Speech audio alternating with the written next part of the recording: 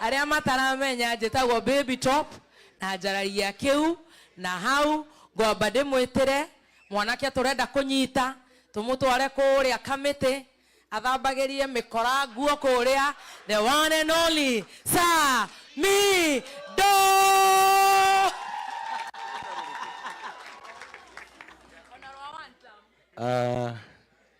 Habari zenu?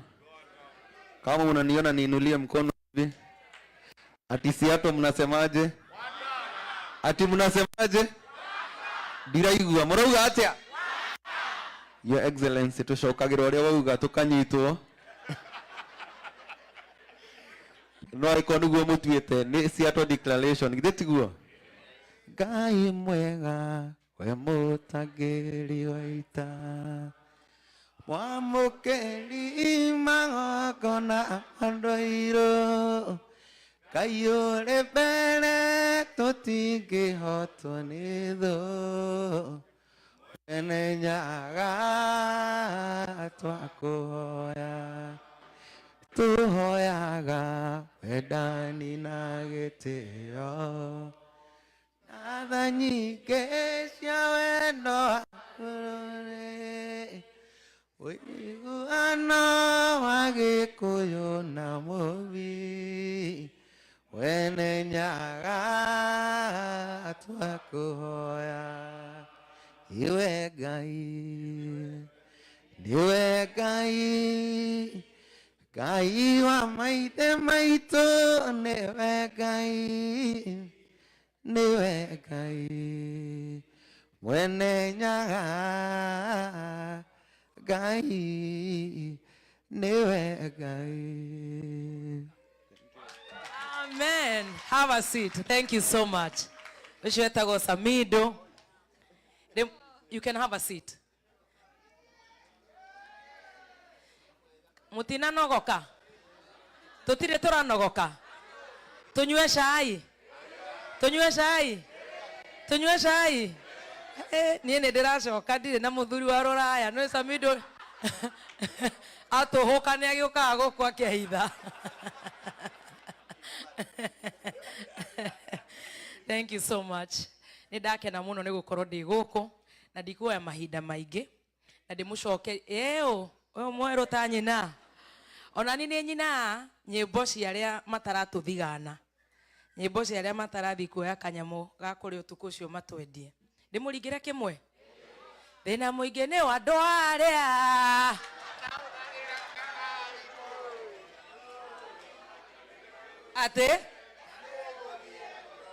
ate gĩkĩ goja mũtungatĩri haha ndeto icio nĩ cia rũciũ ngemi na ithuĩ tũtigathiĩ ngemi rĩu tondũ tũbange wĩra ũcio tũbange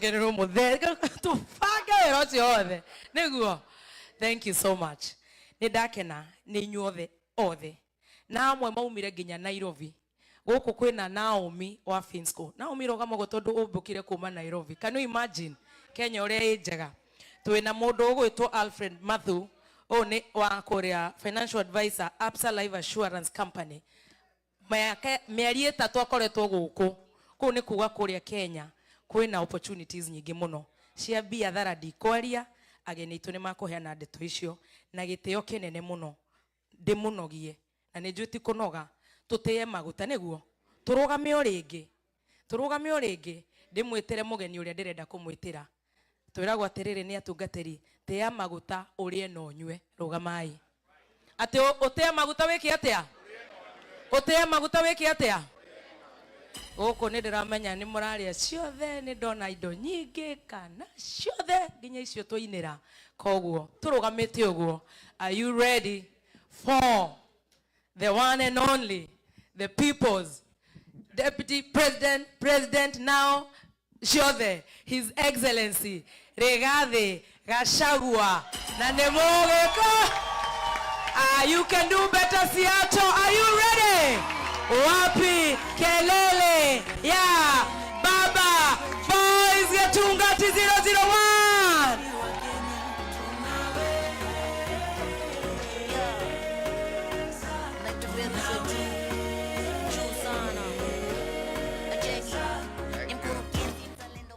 you. Please be seated. Wow, wow, what an evening. Our chief guest, the Honorable Mother Wangari Karua, the Iron Lady of the Kenyan politics, the organizers of this great occasion, and our brothers and sisters from Kenya, good evening. Good evening. My bros, hi. My sis, hi. Hi, cousins. Hi, Makuza. Mashemeji, hi. Thank you very much.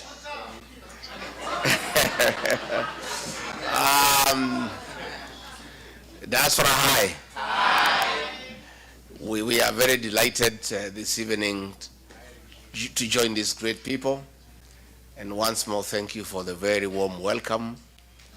We are feeling very loved, taken care of. In fact, we don't feel like going home anymore. We may just have to hang around here. I want to be very brief. I came for this dinner to escort my sister, Mother Karua, because where we come from, the work of boys is to take care of their sisters.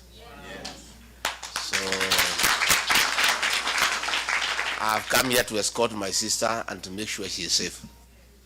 So kama kuna mtu alikuwa na jama ya kupangia yeye, ni mimi na wewe.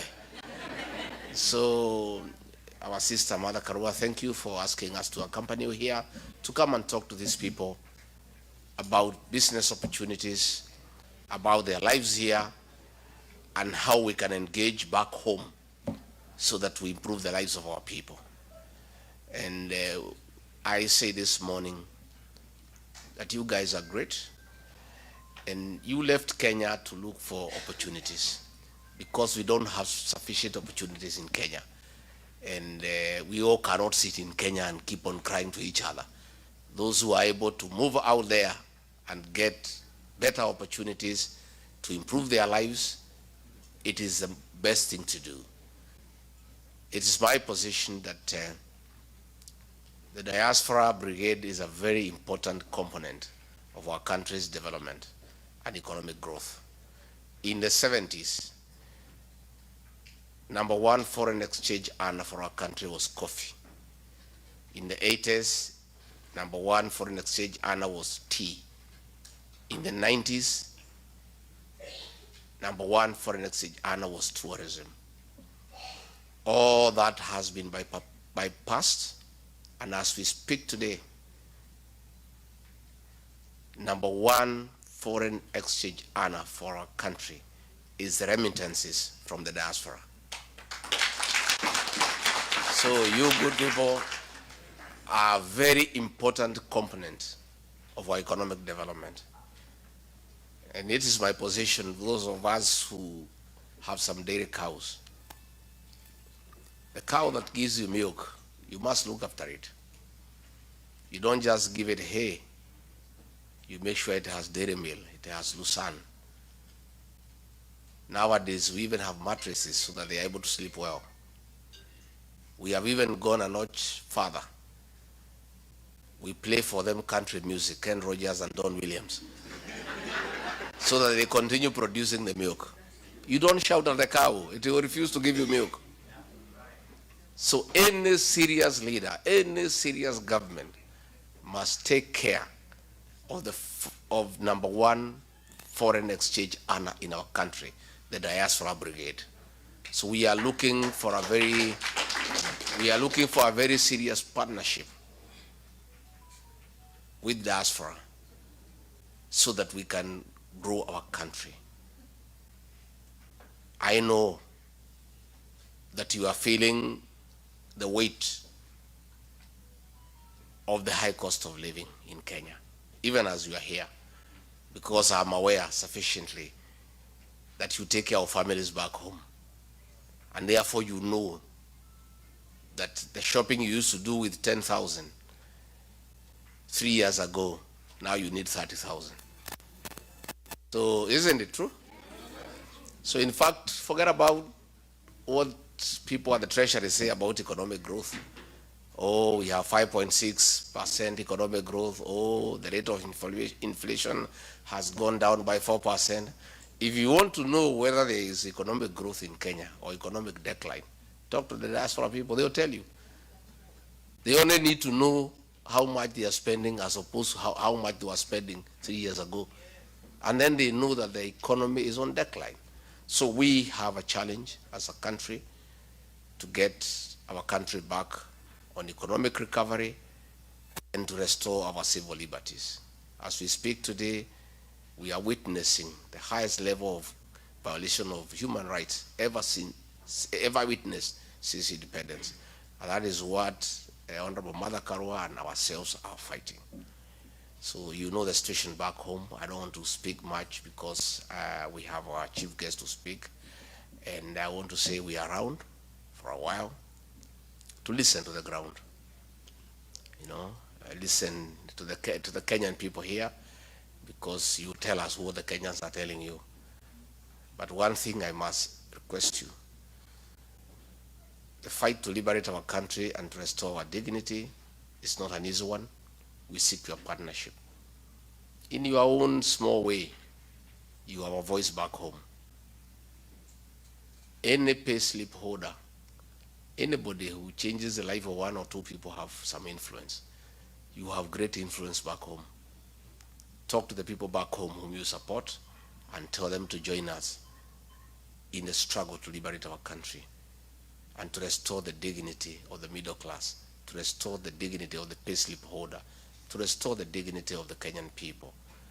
And once you do that, you will have played a very important role in the liberation struggle that we are on, to make sure that we have a government that listens to the people, we have a government that is accountable, that is transparent, we stop theft of public resources, we stop violation of human rights, and we respect our democracy and allow people to say what they must say.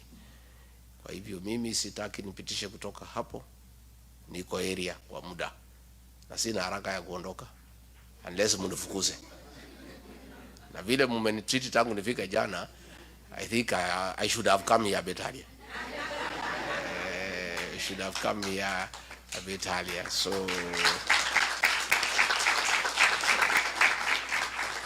tumeshukuru sana. Na bebetofu tuka rehemu hayo wa Kenya huko.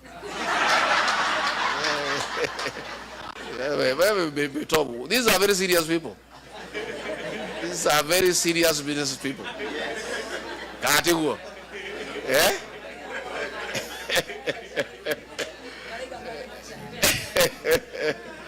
And of course, our great son Samido has also been around here. He's a great guy. We really love his music. And you know, the other day they were trying to coerce these musicians to go and sing for them and lie to the people of Kenya that Shah is working. And I told them, you musicians, that is not your work. Your work is to sing for us so that we can sleep well. Yeah? Your work is to entertain us when we are relaxing, trying to struggle with what Kasongo has taken us through. So there is no you can be with the Kasongo and then you are coming to sing to the same people who are frustrated by Kasongo, isn't it? And these musicians, especially those from our region, 90% of their songs, and that is why we like them, are about love and relationships. Stick to that agenda. It's a good agenda. Sindio? It's about love, courtship, broken marriages, the normal things of life. As long as our artists stick to their script to sing for us the songs that we know, then they are on the right track. But we don't need musicians to come and tell us that the roads are being constructed. We can see them or not, isn't it? Do you need a musician to tell you Shah is not working? I mean, so I think Kasongo and Soprano had gotten it wrong. You know, because they have, you know, wamejaribu kutudanganya, wameona hatusikii, wanasema watafute akina Samido watudanganye. So Samido usiangukie hiyo mtego. Kenyans are too smart to be cheated by anybody. And even musicians cannot cheat them. Wamepita hiyo kiwango. So nyinyi mtuibie mambo ya mapenzi na vile tutaishi pamoja, si ndio? Si ndio?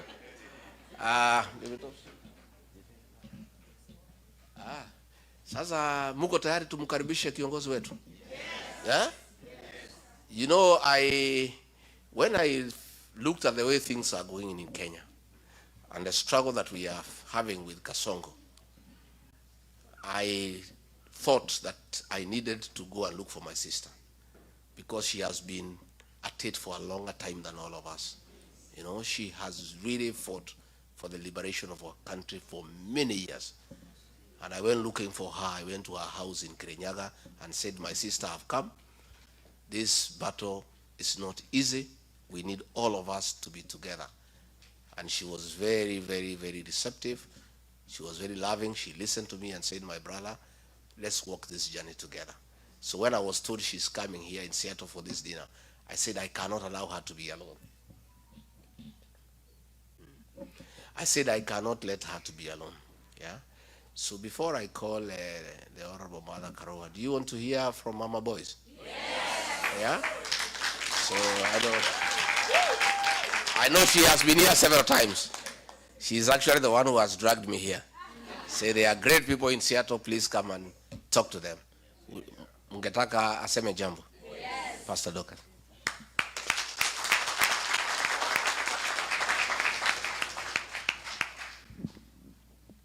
Good evening. Bwana asifiwe. Thank you very much, People's Deputy President, our bigger sister, and our friend, Honorable Mother Karowa, and the committee that has prepared this place, Baby Top, and our son, Samido.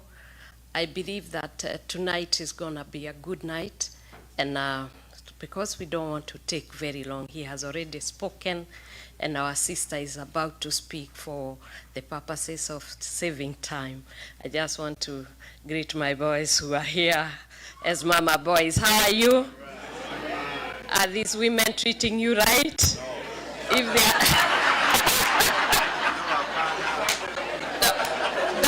don't worry.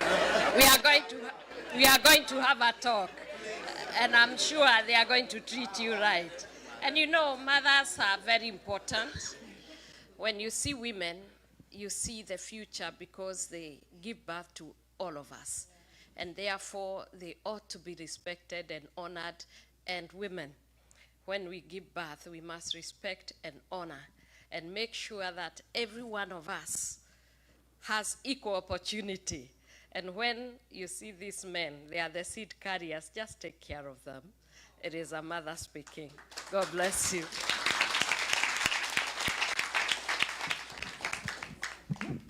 Muko tayari tumkaribishe kiongozi wetu? Yes. Mnajua ngemi? Yes. Ni ngapi ya ngapi? Aya, mutikero game. Roabere. 2, 3, ya mwisho. Please give a heavy hand the Honorable Mama Wangari Karowa.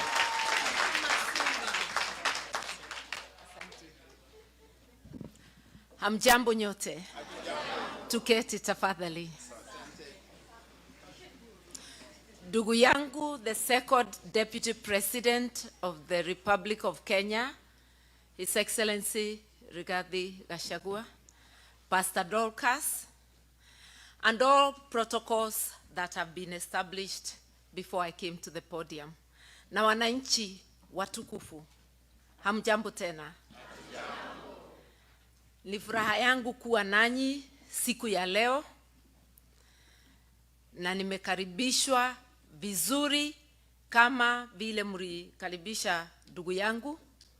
It's a rare opportunity that the two of us are here sharing a podium. We want to thank you very much, the organizers, for inviting us to this occasion and for enabling us to engage with you. Na nitaanza na kastori kidogo. I was called to politics by times like this. During the Moi era, I had just ended my contract, my second contract as a magistrate, and I decided to go to private practice in '87. And the KANU regime was trying to encroach on the law society. As a young lawyer, together with other young lawyers, we started a movement of resisting being taken over by KANU. Ilikuwa imemeza maendeleo ya wanawake. The name had changed to KANU, maendeleo ya wanawake. KOTU had been swallowed, and Mutukufu expressed publicly that the next institution you'll be taking is the Law Society, because it was vocal. So as young lawyers, when our chairman of the day agreed to a government appointment, we felt that he was now leaning too close to the regime. I became active, organizing and leading to push back. And then I realized that you cannot practice your profession or your business in a vacuum. It is within the social, political, and economic context. And I therefore linked the environment I worked in to the politics of the day. And that's how, from activism within the Law Society, I went on to the wider questions of governance in the country. The rest is history. Here I am, still practicing. I'm still practicing the two professions, politics and law. And they intersect very well, because as a lawyer, you are taught to represent. As a litigation lawyer, which I was largely, you articulate the issues of your people. In politics, it's the same thing. So, I don't know, it's not 30 years, it's almost 40 years. Here I am, still at it. And instead of the Moi dark days, we've now gone 360 degrees back to where we came from. And this is not dark days. This is total eclipse. Total eclipse. I don't remember anywhere during the Moi era other than the Wagala massacre, which was over a period of time, not a single day, where 60 or more people are killed in a single day, and it goes on and it's countrywide. I've said other than the Wagala massacre, even when there was Sabasaba and such things, we never had large mass deaths that are repeated, a system that is unrepentant, almost rejoicing, and adding insult to injury. Shoot to kill. And the Mtukufu of the day echoes the words. Then when he finds the UN is complaining, is asking for accountability, he says shoot in the leg, as though you don't die when you're shot in the leg.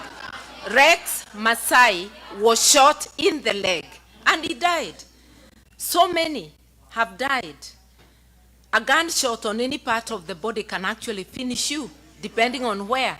So asking that people be shot, unarmed people, it's a criminal offense. And this is a guy whose case at The Hague never finished because the witnesses walimalizwa.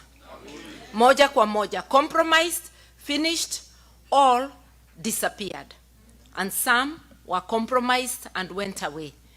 So we are saying we are living in very bad times. Moi era, we didn't have the 2010 constitution. Now we have a constitution which is so explicit and which has all but been suspended. I am happy to be talking to you because in Diaspora, you actually think about Kenya. Sometimes I think that you worry more than some of the people living in the country. The questions you ask, the support you send, and like my brother has said, you are the ones subsidizing the effects of bad governance. When there was NHIF, you sent less money for treatment. With the Shah Chief mischief, you are now the ones shouldering the burden of health. With the defunding of education, you are the ones shouldering the burden. With the irregular remittances of support money for the aged over 70, and with those who have not yet to be registered and are not being registered, you're the ones supporting your families. So you're doing a lot, and you still worry about governance. All those telephone calls, what's going on, what's happening in this and that place. So I'm talking to people who worry about Kenya, and we are asking you, word of mouth. You have more votes than in your pocket. A few of you are registered to vote. Others have not been registered because those who register are not bringing it to where you are. Sometimes you have to travel long distances. We have not, as a country, fulfilled our promise to the diaspora, a promise that is in the Constitution of Kenya. Because we ought by now to have progressively made it possible for everybody in diaspora to register at a point near them. Even if not in every state, there should be a point in every cluster where you people can register, and it is possible for the officers doing the registration to move around to those places. It is possible to appoint returning officers on the election day, credible returning officers to man the various stations. I don't see that being fulfilled now, but it's a promise we make that we will fulfill. So what's wrong with Kenya? We have a constitution, hardworking people. Kenya doesn't have a problem of revenue. It's a problem of misapplication of that revenue, an expenditure problem, physical indiscipline, going to pamper a small ruling elite when essential services are not being attended to. We have never failed to renew motor vehicles and get the latest guzzlers for the ruling elite. We are renovating State House with more money than a brand new, better State House can be built on. We are renovating the DP's office. We are doing things that are crazy. We are spending 4.5 billion to make Bomas of Kenya a hotel, as though it is a priority at a time we are saying we cannot afford 1 billion shillings for examinations for our children. Our priorities are upside down. In one word, what is wrong with Kenya is governance. If you want to correct the economy, correct governance. And what is governance is how we do things. It's about a foundation of the rule of law, following the rules that we make. Even here we have unspoken rules. Only one person can speak at a time. If we are all speaking, we can't hear one another. So for a club called Kenya, the rules that we make for governance are the laws of Kenya, beginning with the Constitution, and then the laws under it. If we follow that, imagine the Constitution as a whole chapter on how to apply finances, on how to apply the revenue collected. It has a whole chapter on the leadership that is fit to steer the country's affairs. It has Article 10 that gives us the principles, the values and principles of governance, inclusivity, respect for human rights, transparency, accountability. I do not have to say all of them. Mwelekeo tumepewa, lakini masikio hatuna. Tuna macho hayaoni, masikio tunayo, lakini hasikii. We are doing the opposite. That's why it should even not be one term, maybe no term. You know? Especially with the killing going on. How much more blood do we have to shed? We must be thinking. That's why when my brother came over, we spoke and we said, this is not about us. This is about the country. And we agreed that we have to unite, not just the two of us. The two of us, and then we go out and look for others. And when I went to pay a return visit to Amunyoro, you saw it was Kenya, not me. Because we need everybody. This job of liberating Kenya cannot be done, not by one party, not by one leader, but by all people of goodwill speaking together. And that is why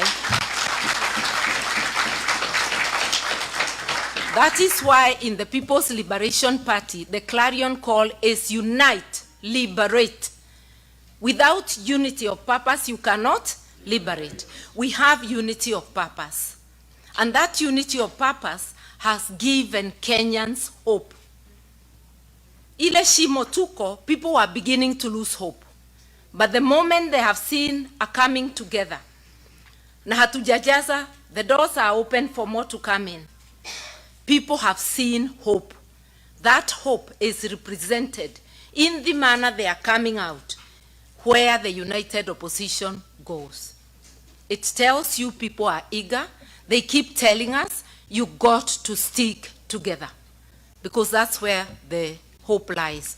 With a thieving person in charge, with the person who does not care about rules, you have to have a flood of votes to overcome.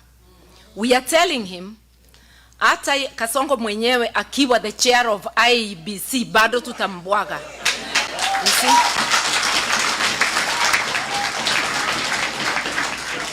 Hata akiwa commission yote, bado tutamweza. But we have to stick together. Yes, we are many candidates. And in case you hadn't known, I'm vying for the presidency.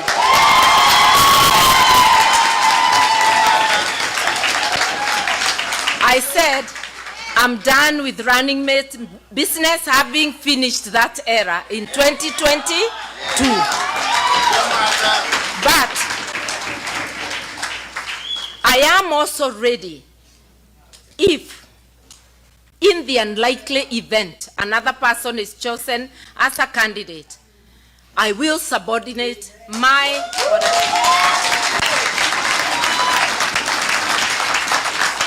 and support without being a running mate. Because Kenya is bigger than anyone. But for now, I am working so hard, and I'm gonna work day and night to be that candidate. But with in mind that Kenya is bigger than any one of us. Because if the whole problem is governance is about rule of law, I think I got those qualifications. I think I have lived that upholding the rule of law and good governance. And those are the reasons why I resigned from a government that was better led than the current one. From a cabinet position in the Kibaki government, leaving money, power, and privilege, but going with a lighter burden on my shoulders, feeling I am not doing what I should not be doing for the people. Let us remember, we just don't want a change of name. It is not the name that is the problem. It is the way things are done. We've got to effect this change purposely. We've got to look at the menu in front and say, whom shall we send? All of us are doing a great job.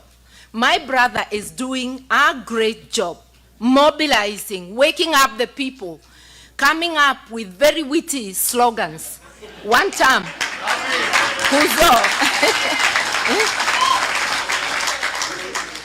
from insider knowledge, he's delivering sucker punches.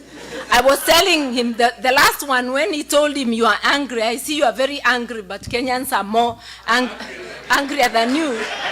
That was a knockout punch.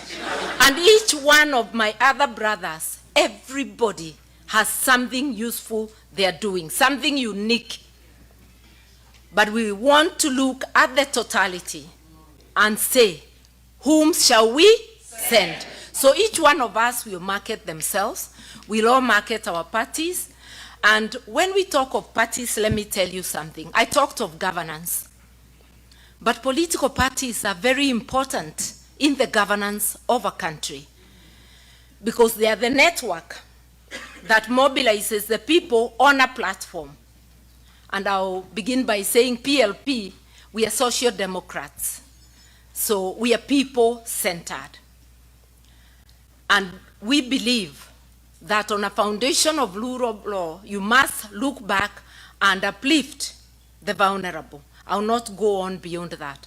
I just wanted to say, political parties are so important, and I'll urge those of you here, join a party of your choice. I'll obviously tell you PLP, but while recognizing that there are many parties, join a party of your choice.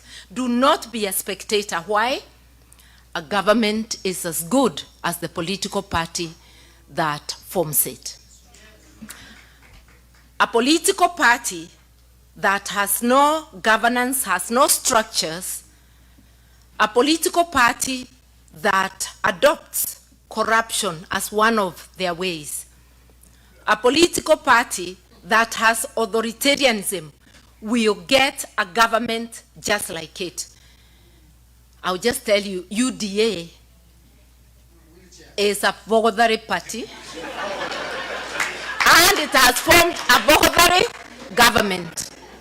I'll give you a contra, and the same it was with KANU, by the way, and other parties which I will not mention because they were run by friends.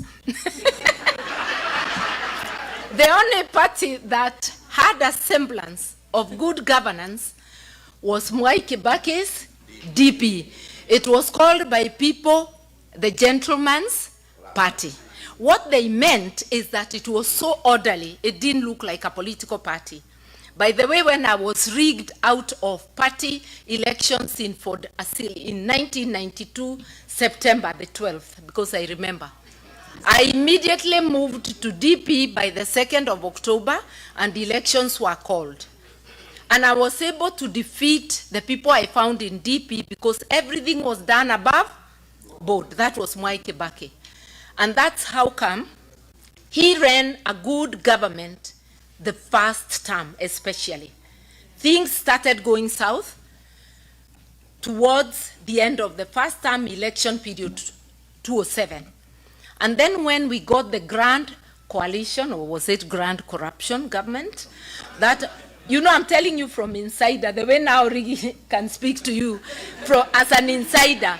You know, he delivers truths from knowledge.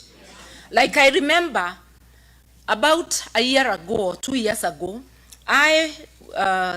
Chief Justice Emeritus Mutunga and several others made a statement when Boniface Mwangi was abducted. And from information we said there is a killer squad of assorted security agencies, and we explained. Rigiji has explained it better than us. He's even given us the figures that it has just slightly over 100 people. You know, that's from insider, just like Muturi did on abductions. In fact, Muturi will be my witness in the Law Society case because they keep denying, yet he has insider information. I'm just telling you that having people who have inside knowledge is very important. I had inside knowledge of the Kibaki government, and I can tell you that it ran well until we stopped caring about the law, and that happened especially in 2000, after the coalition government came, and I lasted just for 1 year before leaving. Because it has to be, you don't want things done which later you cannot explain. You can't be part of it and then deny it. So we are having a problem. The issue is governance, and political parties do matter. Kindly, you can make that party you join a party that is well run by speaking out. You can make sure that that party has good policies by impacting on the policies. You can also support that party through donations. And when many people support, you do not have to spoil your budget.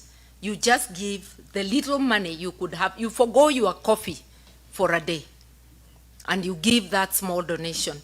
Help us get Kenyans to know that parties should be given, not giving out. You know, we've got to get away from that handout culture.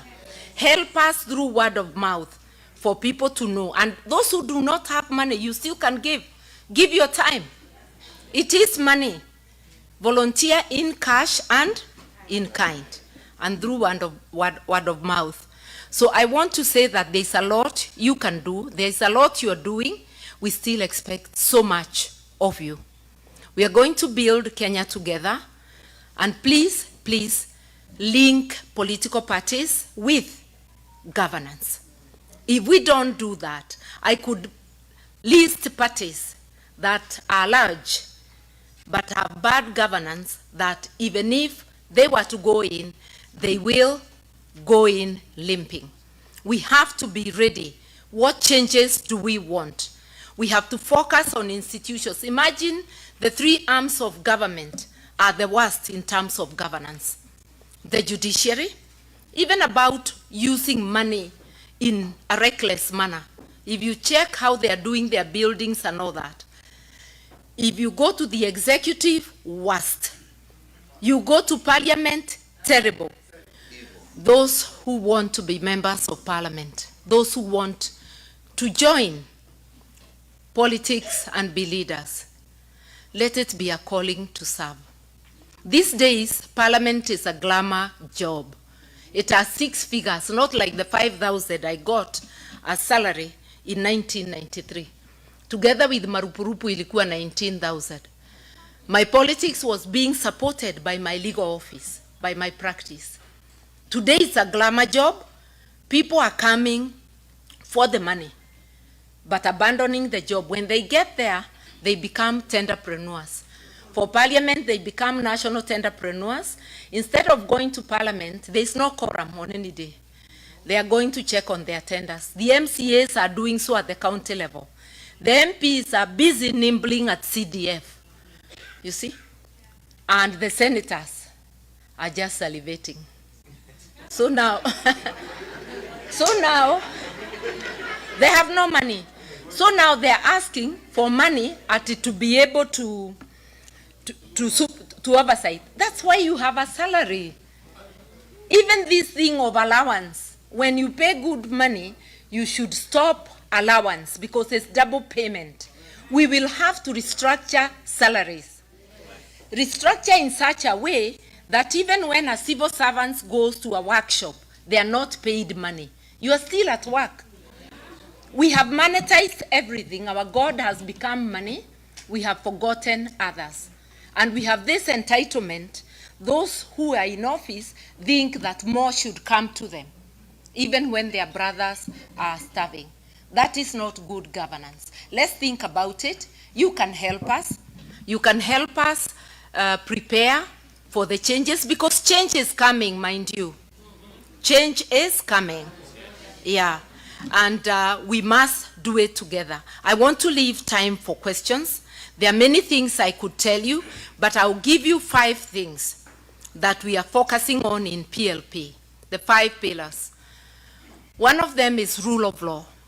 Because if we do not have rule of law, if we do not kill impunity by real-time enforcement, by ensuring the law applies to everyone across the board, then all that we'll be doing will go to waste. Our wish for better governance will be zero. You see, it will be useless. Number 2, it is the economy. On that foundation of the rule of law, an economy that works for everyone. Taxation should never be a punishment. It's a contribution for the services you get. And one of the principles of taxation is to tax people what they can afford. You cannot tax people until working people can no longer feed their children, can no longer take their children to school, are having their houses repossessed and their cars. That is not taxation, that's extraction. And the last time we had extractive regimes that were unapologetic was the colonial era. We do not want an extractive regime. We want taxes people can afford. Abolishing the housing levy and any other punitive tax. Without going into details, also ensuring that Article 43 on basic needs is implemented, that people have access to education, universal access to education and universal access to health in all public institutions. We can afford it, we just have to seal the leakages. If you see the money we lose every day to corruption and every year, we don't even need all of it to give those services. And also start by using the money already allocated well, because all these institutions, the schools, the hospitals, there are leakages you cannot imagine. Investing in agriculture. Why should we stay hungry and we have arable land? Support farmers, and especially those small-scale farmers. Support our SMEs, if it's jobs, because we must give the youth jobs. Our SMEs currently are listed as 7.4 million. Imagine if they were supported and they increased jobs by 2. Those would be 15 million jobs. We would have gone a long way into solving the joblessness. When you support a company, like I saw a policy which is there today, that companies who invest over 3 billion will be given a tax holiday for 20 years. How many people can a company of 3 billion employ? If you gave those holidays or consideration to SME sector only, you are most dependable. Even when they close, they will still open again. They go nowhere, and their money circulates in Kenya. A foreign company, their money goes where? I don't want to talk too much about it. I just wanted you to know the areas we are looking at and much more. May God bless you. May you support us, and may you support me to take Kenya to the next level. Asanteni.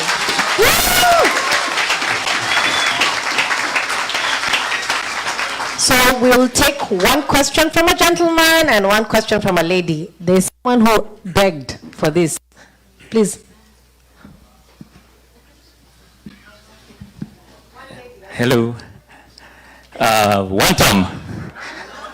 Thank you so much, first of all, Mother Karua, Honorable Mother Karua, for our wonderful speech you've given us, and also Honorable Deputy Gachagua and everybody that is here, and especially the group that have arranged here. I had to write it down because I wanted to make sure that I have a question, but of course it circles through basic reasoning. Okay, so 2002, the United Nations Refugee Agency released a report that sheds light on the challenges facing Kenyans and urgent need for change. A portion of the report says, the average Kenyan is now poorer than he was 20 years ago, increasingly deprived of health care, education, and an adequate livelihood. Much of Kenya's widespread poverty is a direct consequence of government inaction on key policy issues, including corruption, land adjudication, and workers' rights. It is also political motivated clashes and the looting of government officials and the collaboration of public resources, including treasury, government agencies, parastatals, public land. More concerning, none of these offenses have faced substantial consequences. This stand even today, the lack of accountability is a slap in the face of every Kenyan who is struggling to make end meet. But remember, change is in our hands, and it's time for us to demand it. Now this is the thing. 23 years later, the issue of health, better living condition, or other adequate level remain a passing concern that affects over 74% of Kenyans. The 23-year gap underscores the prolonged nature of this issue and its need for immediate action. Oh, 1 minute, just 1 minute. Give us a question. Yeah. We don't have time. Yep. 1 minute. Yes. Yeah. So 11% of Kenyans have, for example, the flushing toilet. And look, only 11% of the Kenyans only have a flushing toilet. And even 8% of the Kenyans are still using the defecation. The question is this: does Kenya have an issue with presidency or parliamentary, but rather the issue is mainly based on lack of civic education, like we just engaged here, where the people need to be enlightened or to be informed? Because if you go to Kenya today and I give them, for example, $5,000, 5,000 shillings, versus I give them the opportunity to have a toilet in each and every home, or even better roads and better infrastructure, they will go for the 5,000 Kenya shilling without even asking. The question is this: because this is ongoing, what is it that we are doing to make sure that especially the civic education continue to be impacted in the village, from where, for example, where I come from, so that they can have an agency, a sense of need for those basic needs, rather than rotating every year the cycle of what has been going on. Yeah. So what is the question? Is about civic education? Yes. Who, yeah. Yeah. please give her a chance to respond. The question then is that, what are we doing about the civic education?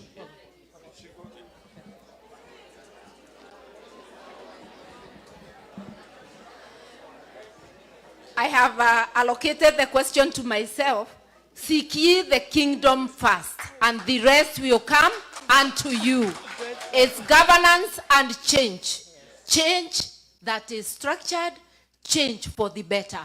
Because those people, their income will rise, like it did during Kibaki era, and they'll build those facilities for themselves.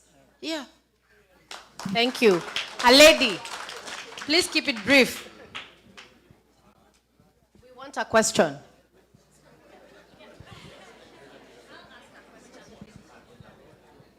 Good evening, everyone. My name is Julie Kioma. I'm a lawyer by profession, both in Kenya and here. Mother, you inspire all of us, especially the young girls. So I have a question directly to you. You've been in politics for a long time, and we are now experiencing a situation where the young people are having an uprising without any form of leadership. So my question as an elder in politics and both as an advocate, how can we leverage the young people and make sure that they are not constantly maimed, killed, and also some of them disappearing? How can we leverage the political wind that we are seeing among the young generation? Yes, I love that question. What can we do as diaspora to support our Gen Z in changing our country? Encourage those who feel the calling to vie for seats. And it's not all about age, because we have seen young people who are not up to it, just like old people, but capable young people who have shown leadership of integrity. Actually, the young should be a majority in any government, and I'm happy that both the DCP, PLP are all mentoring young people. We too were mentored. Mentorship is not just an academy. It's by what you see people do, what you see them, hear them say. We are doing the best we can, and we are ready for that intergenerational talk and handover. But the handover will not be that I stop vying so that a Gen Z can vie. In my days as a youth, I wrestled an old man, my father, out of the seat. So I'm inviting Gen Z to also wrestle me out of this one. Wakuje to compete. But because I feel that I still got something this time around, but there is room for serious mentorship. And in PLP, we have introduced a clause which I borrowed from a party, the ACT Wazalendo of Tanzania. We have a term limit for the party leader, so I will not be eligible for the next party elections. It's a way of forcing mentorship for others to take over. Yeah. I'm going to take one last question. I have a question to the principals.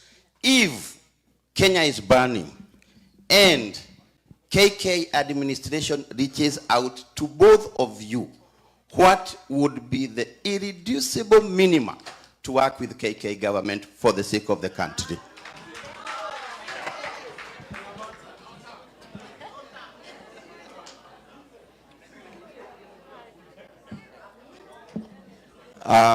Thank you very much. We have had that line of thought, Raila Odinga. We're asking the people of Kenya, you want me and down with somebody who has killed our young children? What we are saying is, it's not possible to have any dialogue with William Ruto because the guy is a pathological liar. We are actually even having doubts. We are having doubts whether his real name is William Ruto. So, and let me say this. That line of thinking about dialogue is being brought by Raila.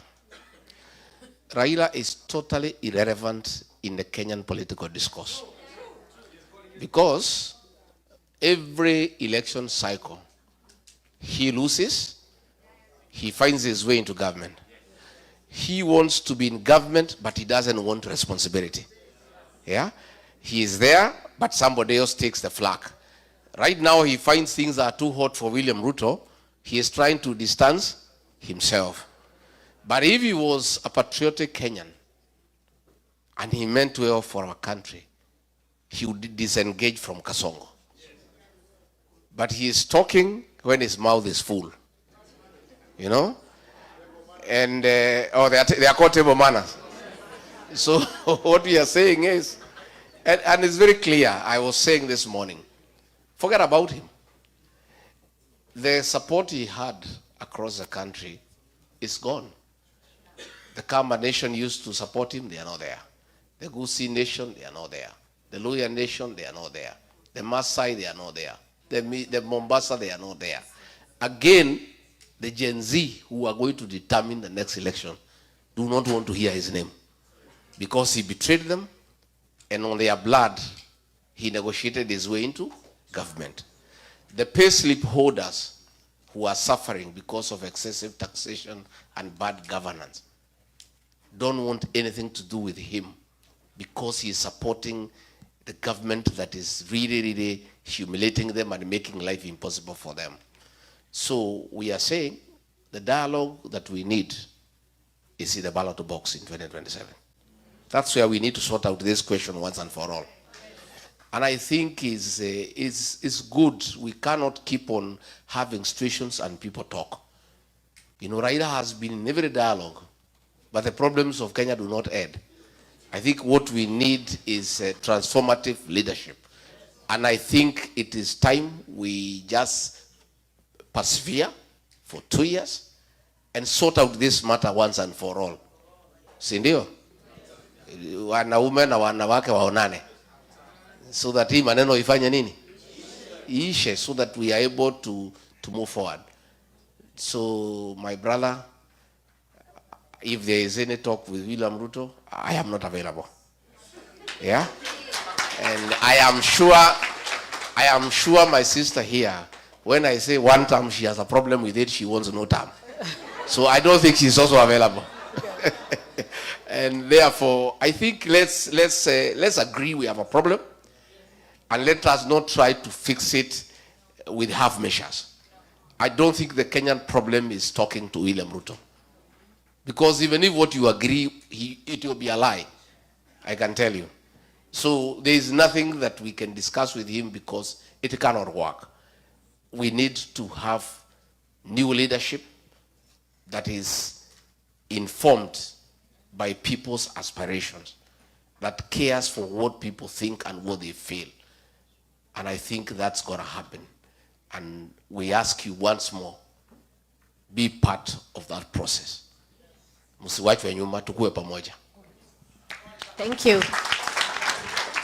So today I'm going to bulldoze. I want to ask the last question. I think for me, what I would want to know is, as diaspora, as people who are small, but also, as you said, great because we support an economy back home.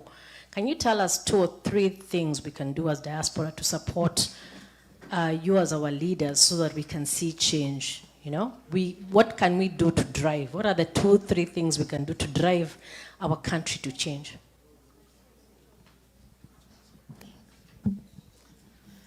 We said be part of the political movement in Kenya,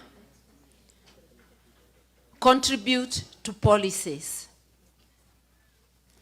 contribute to mobilizing the people through word of mouth, and contribute to building the political parties through cash donations. However small, haba na haba, hujaza kibaba. When it's done by a majority, it's easy, it's painless. And that is the culture we want to build back home. We have started it, but you will help us a great deal by reinforcing it, word of mouth. And any other way you think you can support, please support. But whatever party you join, please be active by sending in your ideas on things that come up. We do not seek to lead because we have a monopoly of ideas. We lead better when we involve more people and use all the human resources available. Karibuni sana, ni nchi yetu, tushikamane, tufanye together. Unite, liberate. Thank you, Tumpige Iron Lady Makofi. Yeah, I'm just standing here. My name's Bishop Alex Mutua, and I'm also the chairman of the Kamba community here in Washington. Yeah, hi cousins. I'm just standing here for one thing, just to give vote of thanks, not to give another opportunity for anyone. And my first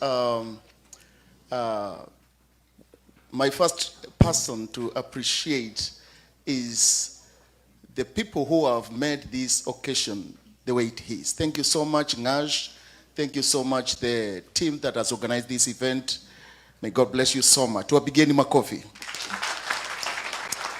Second team to appreciate is the People's Deputy President and the Iron Lady, the Advocate of East Africa. Tuwapigeni makofi. Na mama wa vijana hata amekuwa na sisi, asante sana, tunakushukuru sana. Thank you, the chairman of the Diaspora, for organizing this event.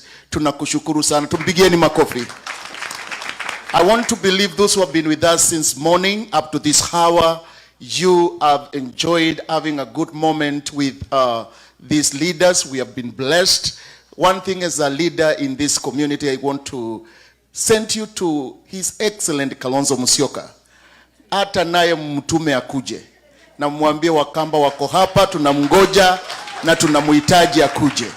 Na tunahitaji hata tusikie sauti yake katika mji wa Washington and entire America. Asanteni sana, tusimame zote kwa maombi. Allow me as before we pray to tell you, I didn't give you any address. PLP Kenya as one name.com. You can get more about us from there, or marthakarua.org. plpkenya.com or marthakarua.org. Thank you. Tufunge macho